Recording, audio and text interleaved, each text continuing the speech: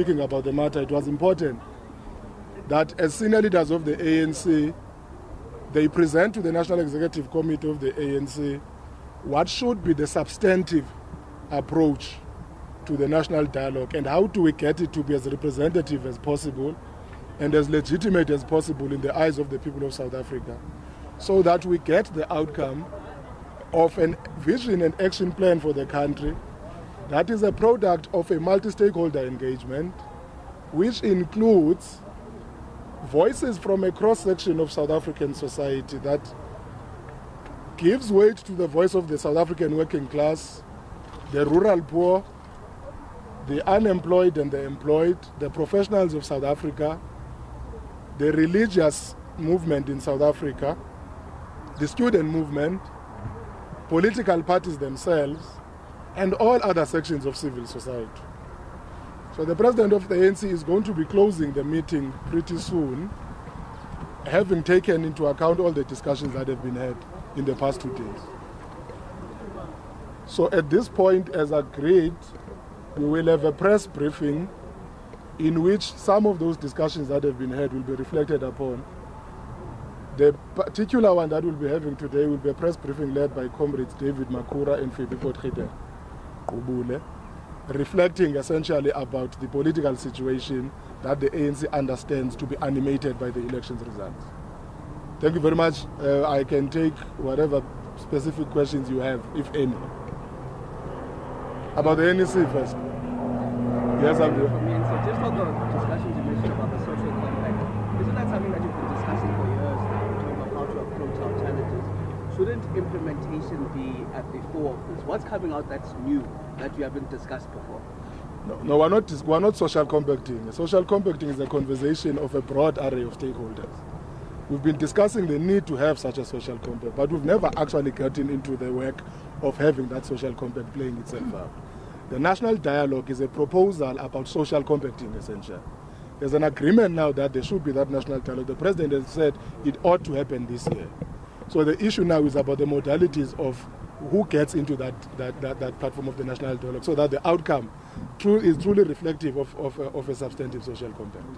So what you are saying, we've been saying, is that we've been saying there will be such a social compacting. But now we've already agreed that there ought to be a date for that social compact. And of course, the president will deal with that issue in time about when can we have it. But the issue now is who gets into the dialogue. Yes. Okay, in terms of policy review, the ANC, does it have a policy review, and what's the time frame around policy review, from immigration to, to everything?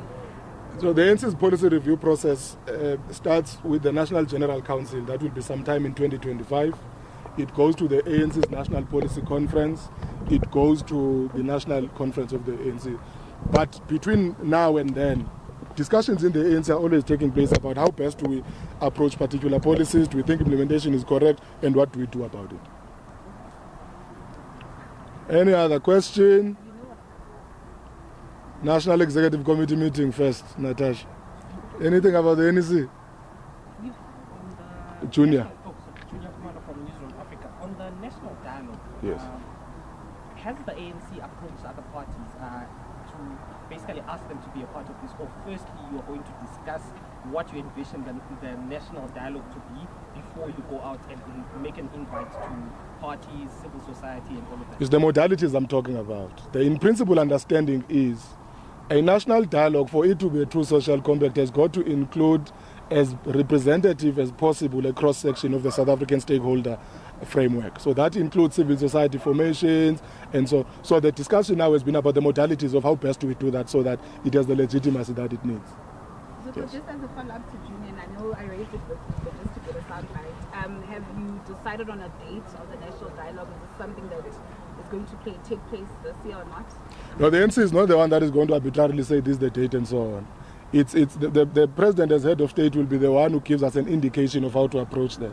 But an undertaking has already been made by the president in parliament, if you recall, that the intention is to have it sometime this year, time permitting.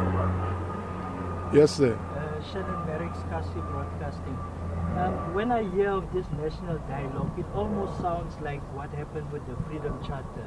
the ANC called everybody put in their clause and so on. Is that what the ANC is looking? Getting churches, civil society, health sector, education? Is that the idea? You got it very right, Shannon. You are the one who gets it, what we're trying to do. The Freedom Charter model and the Congress for a Democratic Future that was held in 1989. That's the sort of model that we have. So that there is no single political force in South Africa that arbitrarily says this is what the future ought to look like or these are the concerns of South Africans. We want to have a national conversation, a national dialogue whose outcomes will be as broadly representative of the spirit and understanding of the South African people. That's why I was saying it includes making sure that you maximize the representation of the voice of the rural poor, of the farm dwellers, of all the other social forces in South Africa that might be neglected from everyday discourse. So it's essentially about sort of reproducing the model of what the Freedom Charter did. And Shannon is correct. South Africans underestimate that the first blueprint of a social compact that South Africa has is actually the Freedom Charter. And that is what we are reanimating again. Okay, Natasha, you want to go outside the NEC? Let's go. Just on international matters, issue in Venezuela, I know you sent a delegation there, the ANC, Middle East, and lastly Zimbabwe, the rest of opposition leaders. Mm-hmm. On the Venezuela matter, the ANC is keeping an eye on the situation, and our delegation is going to provide us with a comprehensive report on the developments and their reading of the situation. And at that point, the ANC will give a more substantive comment. On the issue of the Zimbabwe situation, we've noted reports that some political parties in South Africa suggest that should lead to the rescheduling of the SADC summit that is going to be held in Harare. The ANC does not agree with that stance. If there are issues arising in Zimbabwe that require the intervention of the SADC community, it will have to happen, including as part of the summit itself. South Africa has never had the position that we ought to run away from areas of conflict and say our best bet of engaging in solving conflict is to pull away. If South Africa has got to go there to help in any situation, if there are concerns about political violence, we'll have to do it in Zimbabwe, not away from them. On the question of the Middle East, you might recall that South Africa and the ANC have been insisting that a solution to the situation in the Middle East needs a negotiated settlement. And you cannot negotiate and you still have the intervention of violence as a punctuation in that.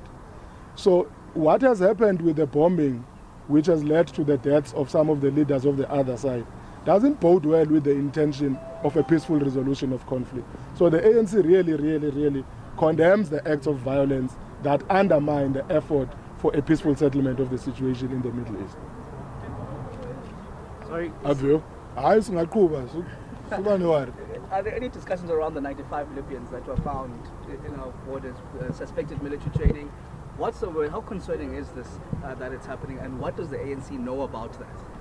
So that discussion will, there's a Lekgotla coming, and in the Lekgotla we deal specifically with issues of policy related to government matters. And as we had said initially, we've noted all of these matters.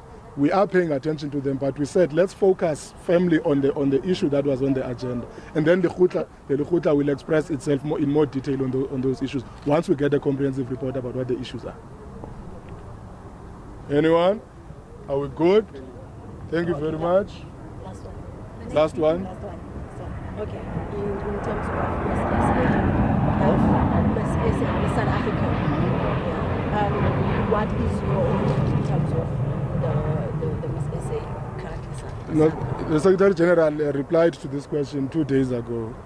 We said that as far as we understand, Miss South Africa has organizers. The organizers must address the issue if there are any issues that are of concern. Otherwise, the ANC cannot venture into matters that are arising on social media without understanding what the real substantive problem is. As far as we're concerned, the organizers of Miss South Africa have an obligation to address South Africans if South Africans have any concern related to the organizing of the event. Thank you. Okay, guys, let's kill it now. We'll meet at, what's the time now? 1:30. Yeah, let's say 1:30. Okay. Of course, one is the time set there myself, of course, for the next media briefing that will be held by the ANC National. Was my voice loud enough this time around? Yeah. Third and final day of the exercise. I'm not going to have a Maybe it's alive. Yeah. Then we fed those other visuals, no? Oh, not yet. Okay. Please, I think you can feed it after this. Will be open discussion. When I live crossing the Where, other of course, they'll They'll tell me at 12. Yeah. What time is it now? in Boksburg,